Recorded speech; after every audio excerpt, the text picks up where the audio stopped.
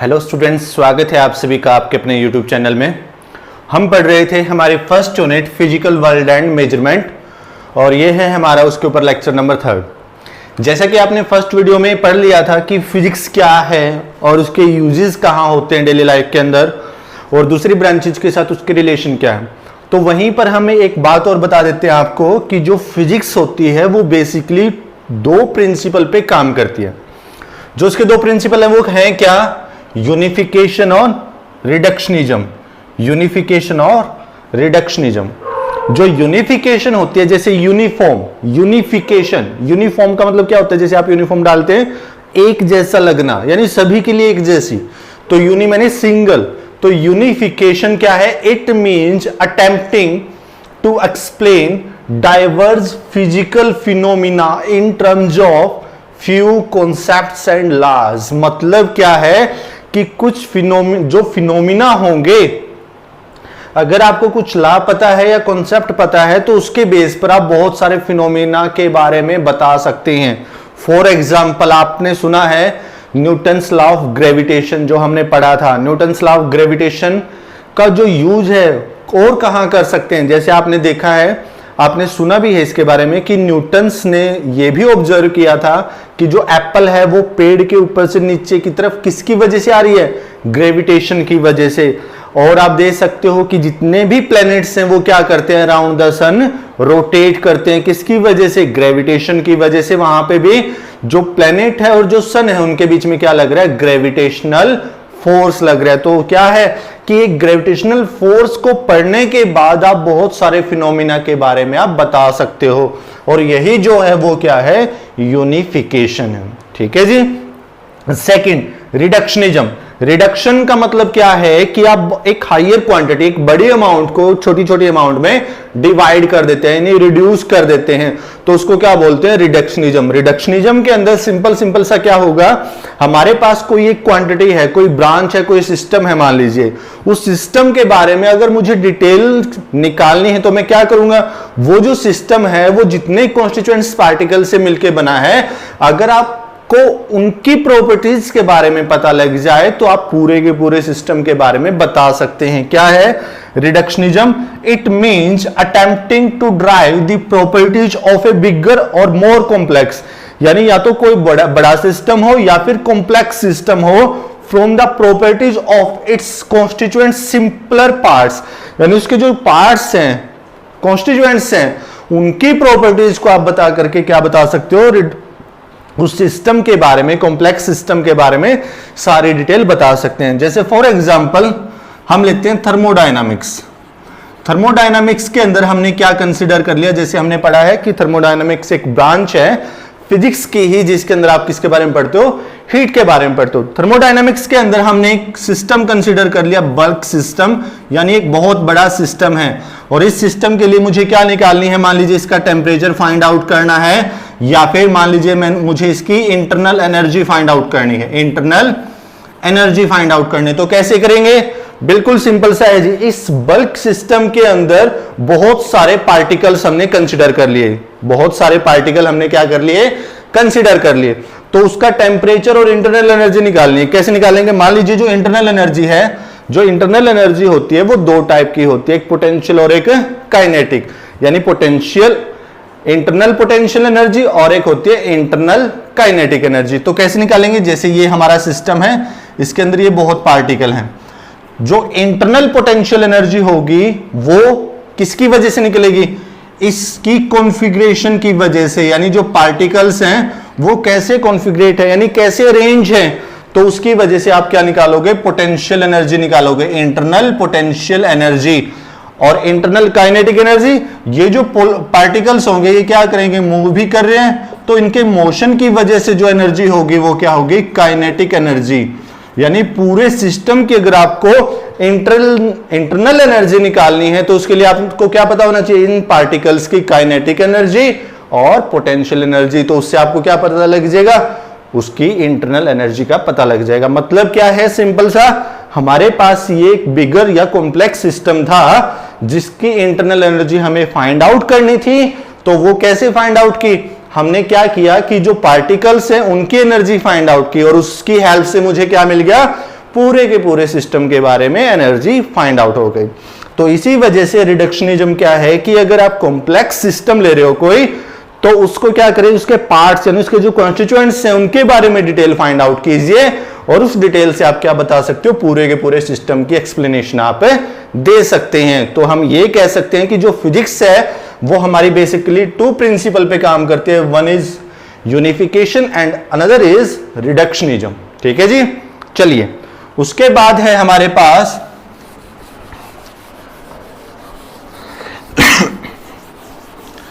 Law of conservation. क्या है? Laws of conservation. Laws of conservation, जैसे आपने पढ़ा था कि जितने भी हमने फोर्सेस पढ़े हैं उसमें आपने ये बताया था कि ये फोर्स कंजर है कि नहीं है, तो वही बातें हैं यहां पर। कंजर्वेशन क्या होता है? लॉज ऑफ कंजर्वेशन में जो पहला है वो क्या है? लॉ ऑफ कंजर्वेशन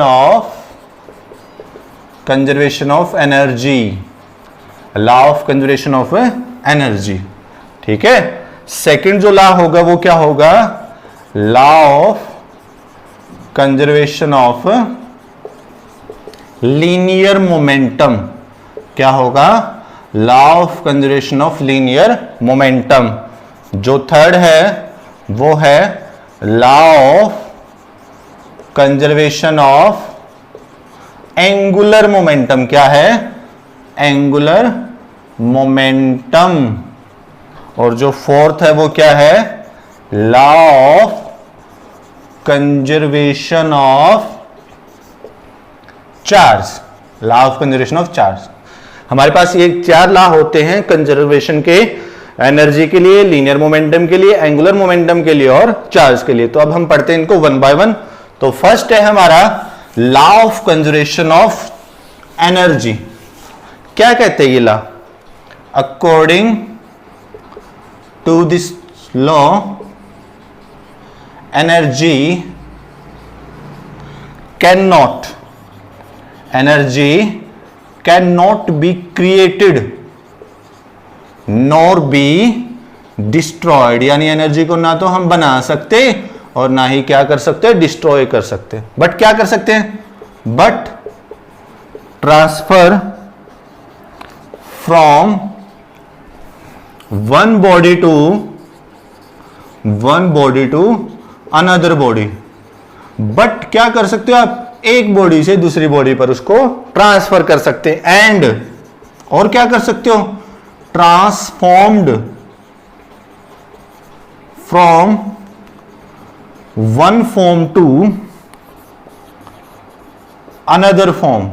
और एक फॉर्म से दूसरी फॉर्म के अंदर भी ट्रांसफर कर सकते हैं। यानी वन टाइप ऑफ एनर्जी को सेकंड टाइप ऑफ एनर्जी के अंदर आप कन्वर्ट कर सकते हैं। क्या कहते हैं ये?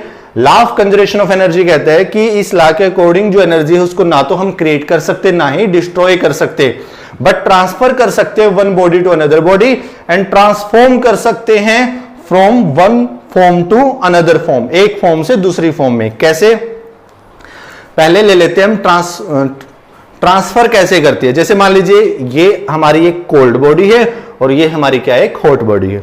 अब ये जो हॉट बॉडी है, जैसे ही मैं इस कोल्ड बॉडी के इसके पास लेके आऊंगा तो ये भी क्या हो जाएगी? हॉट हो जाएगी, यानी ये भी गर्म हो जाएगी। तो इसने अपनी जो एनर्जी है वो किसको दे दी? इसको, यानी ट्रांसफर ऑफ एनर्जी, यानी ट्रांसफर ऑफ हीट हुआ है। तो इसका मतलब क्या है कि जो एनर्जी है वो क्या होती है? ट्रांसफर हो सकती है। एंड ट्रांसफॉर्म्ड, और ट्रांसफॉर्म कैसे? उसका एग्जांपल लेते हैं। जैसे मान लीजिए यहां पे मैंने एक ऑब्जेक्ट लिया, ठीक है, एक हाइट पर आपने ऑब्जेक्ट लिया। ये जो ऑब्जेक्ट है ये क्या है? रेस्ट में है। रेस्ट में है तो इसके अंदर क्या है? पोटेंशियल एनर्जी इस हाइट की वजह से। जैसे ये ऑब्जेक्ट नीचे जाएगा तो क्या होगा? नीचे जाएगा तो क्या होगा? इसकी जो पोटेंशियल एनर्जी है वो कन्वर्ट हो जाएगी किसके अंदर? काइनेटिक एनर्जी के अंदर। तो यानी जो टोटल एनर्जी अगर आप लोगे, यानी potential energy plus kinetic energy, तो वो क्या आएगी? सिमिलर आएगी। हर जगह हर पोजीशन पर आपको क्या मिलेगी? सेम मिलेगी। तो आप इसी बात को एक अनदर वे से भी आप लिख सकते हो, total energy of A system is always constant. कि जो टोटल एनर्जी है किसी भी सिस्टम की वो हमेशा क्या रहेगी? कांस्टेंट रहेगी। यानी जो एनर्जी है हमेशा वो क्या रहती है? कांस्टेंट रहती है। ठीक है, यही क्या है, law of conservation of energy. और भी आप एग्जांपल ले सकते हो, जैसे मैं आपकी डेली लाइफ में यूज होने वाला एग्जांपल लेता हूं। आपके घरों में जो इलेक्ट्रिसिटी पहुंचे वो कैसे आती है, आपको पता है। डैम से जो वाटर है, वाटर नीचे गिरेगा, ठीक है, उसके अंदर कौन सी एनर्जी है, काइनेटिक एनर्जी है।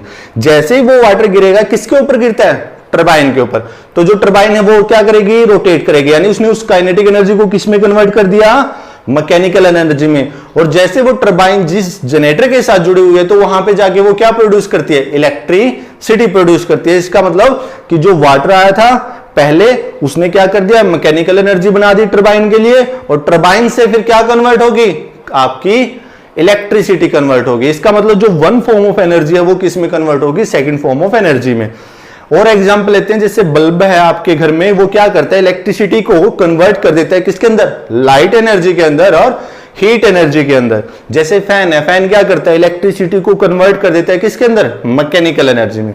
तो जो वन फॉर्म ऑफ एनर्जी है वो कन्वर्ट हो जाती है अनदर फॉर्म ऑफ एनर्जी के अंदर। ठीक है, और भी आप ले सकते हो, जैसे आइंस्टीन, अगर आपको इक्वेशन याद हो, आइंस्टीन ने बताया था कि E इज इक्वल टू क्या होता है, mc²।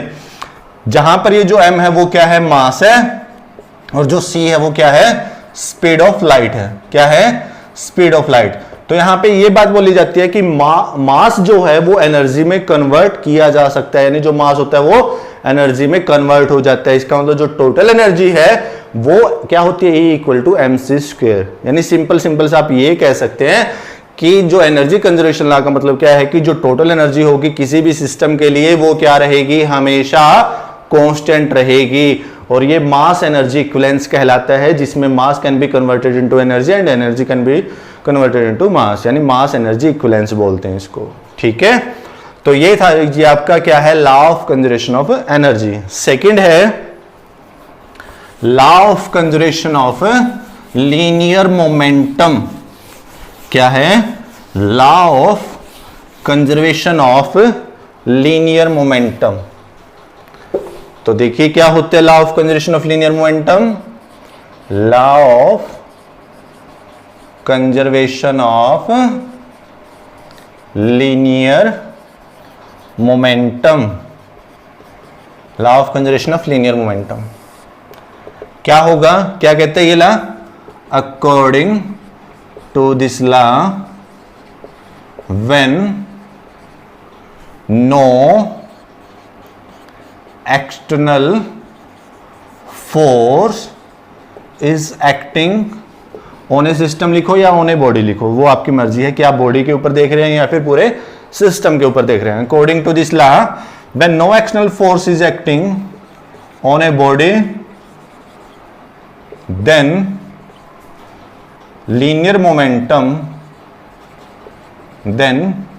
linear momentum of the body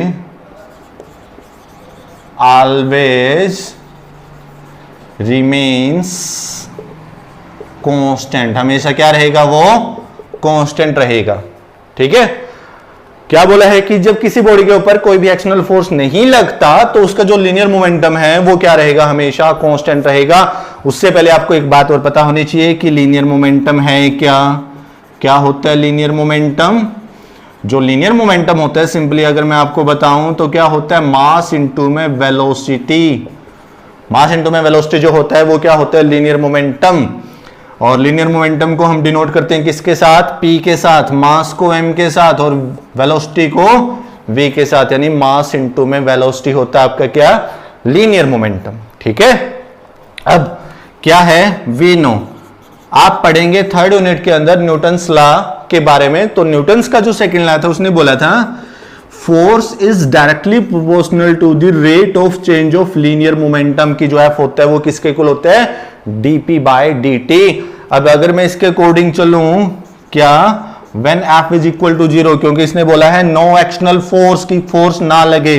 अगर f नहीं लगता तो इसका मतलब जो dp बाय dt है उसकी वैल्यू क्या आ गई, 0। और ये डिफरेंशिएशन होता है, आप मैथमेटिक्स के अंदर पढ़ते हो इसको।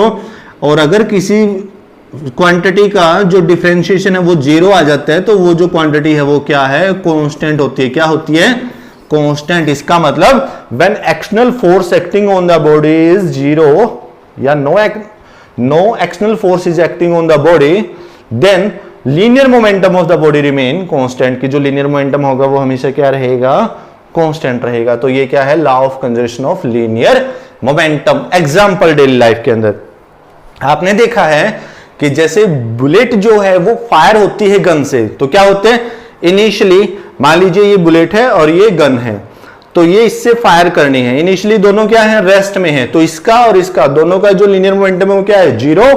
तो इस वजह से टोटल लीनियर मोमेंटम क्या रहता है, जीरो रहता है। उसके बाद क्या होगा कि जैसे ही फायर हुआ तो जितने मोमेंटम के साथ बुलेट आगे की तरफ जाएगी उतने ही मोमेंटम के साथ जो गन है वो पीछे की तरफ आएगी। क्यों, क्योंकि नेट जो मोमेंटम है वो क्या रहना है, कांस्टेंट रहना है। तो इस केस के अंदर जब बुलेट फायर होती है फ्रॉम ए गन, तो वहां पर क्या होता है, मोमेंटम कंजर्वेशन लॉ ओबे होता है।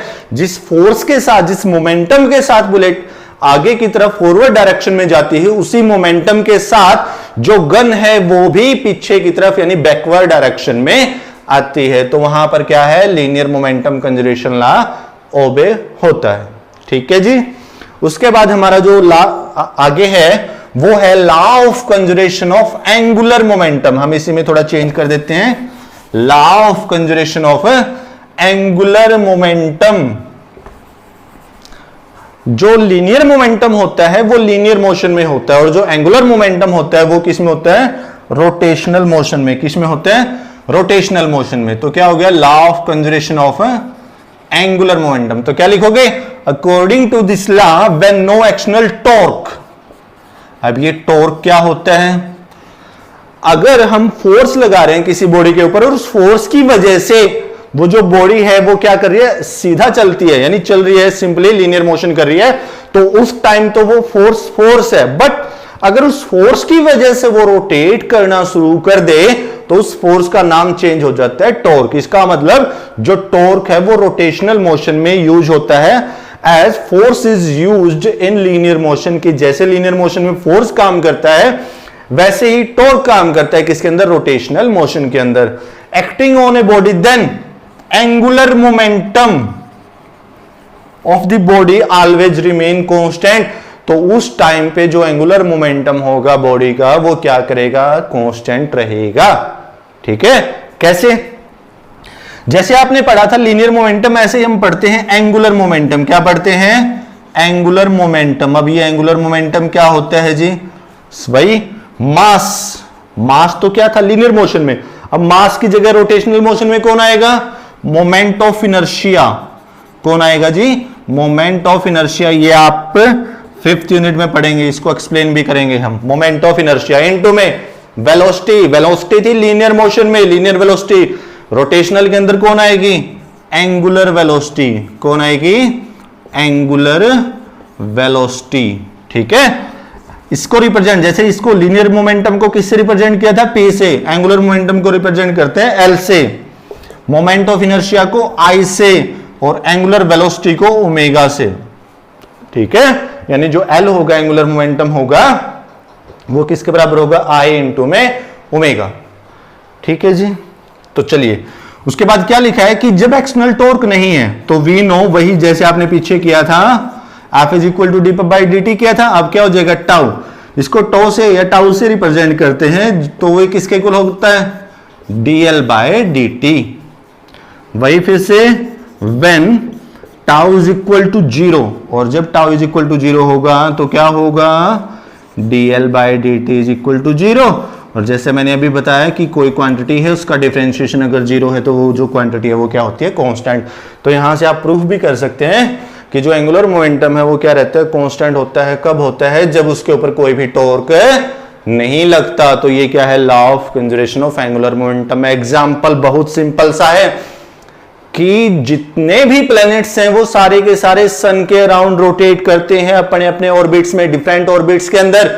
तो वो किसकी वजह से रोटेट करते हैं, वो कौन सा लॉ ओबे कर रहे हैं, वहां पर law of conservation of angular momentum obey कर रहे हैं, जिसकी वजह से वो क्या कर रहे हैं, अपने अपने ऑर्बिट्स के अंदर रोटेट कर रहे हैं। ठीक है जी। तो वो क्या है आपका law of conservation of angular momentum. उसके बाद है लास्ट आपका law of conservation of charge क्या है? Law of conservation of charge. तो चलिए देखिए इसको भी, क्या होता है law of conservation of charge?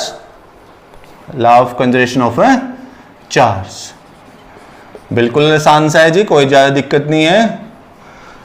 Law of conservation of charge क्या कहते हैं ये? अकॉर्डिंग टू दिस लॉ, इस लॉ के अकॉर्डिंग क्या है?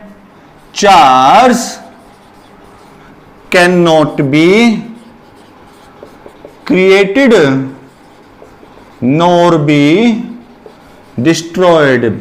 वही जो आपने एनर्जी के केस में लिखा था कि चार्ज को ना तो क्रिएट किया जा सकता ना ही डिस्ट्रॉय किया जा सकता, फिर क्या हो सकता है? बट ट्रांसफर कर सकते हैं, transfer from one body to another body. But transfer कर सकते हो आप एक बॉडी से किसके ऊपर? दूसरी बॉडी के ऊपर, ठीक है। तो law of conservation of charge क्या कहते हैं कि चार्ज को ना तो हम क्रिएट कर सकते ना ही डिस्ट्रॉय कर सकते, बट ट्रांसफर कर सकते हैं one body to another body. कैसे? एग्जांपल ले लेते हैं, डेली लाइफ का फिर लेंगे हम, वैसे बता देते हैं। एक तो पहले ये मान लीजिए एक बॉडी ए हमने कंसीडर कर ली, ठीक है जी। इसके ऊपर क्या है जी? Positive charge. क्या है? Positive charge. एक दूसरी बॉडी आपने ली जिसके ऊपर कोई चार्ज नहीं था, बी बॉडी है आपने ली, ठीक है। जैसे ये बी बॉडी इसके पास आई, एक्चुअल कॉन्टैक्ट हमने प्रोवाइड करवाया, तो क्या होगा? इसके ऊपर भी क्या आ गया? पॉजिटिव चार्ज आ गया। क्या आ गया? Positive charge. यानी ये जो चार्ज है यहां से कहां पे ट्रांसफर हो गया? यानी बॉडी ए से कहां पे ट्रांसफर हो गया? बॉडी बी के ऊपर ट्रांसफर हो गया। और एग्जांपल लेते हैं, आपको पता है कि जैसे ही आप पेंसिल आपका जो भी है, अगर आप उसको आपके हेयर में, बालों में रब करेंगे और उसके बाद डस्ट पार्टिकल के पास लेके जाएंगे तो उनको क्या करेगा? अट्रैक्ट। क्यों? क्योंकि उसके ऊपर जो आपके हेयर से जो चार्ज है वो कहां आ गया? इस पेन या पेंसिल के ऊपर आ गया, और वो जो डस्ट पार्टिकल है जिनके ऊपर चार्ज है तो उसको क्या कर रहा है? अट्रैक्ट कर रहा है। यानी हम ये कह सकते हैं कि चार्ज को ना तो क्रिएट किया जा सकता ना ही डिस्ट्रॉय किया जा सकता, बट ट्रांसफर कर सकते हैं हम one body to another body, ठीक है जी। तो ये थे आपके लॉ ऑफ कंजर्वेशन। कौन कौन से लॉज थे आपके? Law of conservation of energy, law of conservation of linear momentum, law of conservation of angular momentum and law of conservation of charge, ठीक है। उम्मीद है आपको ये वीडियो पसंद आएगा, और अगर आपको वीडियो पसंद आए तो वीडियो को कीजिए लाइक और अपने दोस्तों के साथ इसको कीजिए शेयर, और हमारे चैनल को सब्सक्राइब कीजिए। आप हमारे जो लिंक है वो हमने डिस्क्रिप्शन में भी दे रखा है, हमारा ट्विटर का लिंक है, फेसबुक लिंक है, और इंस्टाग्राम जो लिंक है वो हमने डिस्क्रिप्शन बॉक्स में दे रखा है, तो आप वहां से भी हमें फॉलो कर सकते हैं। धन्यवाद। जय हिंद।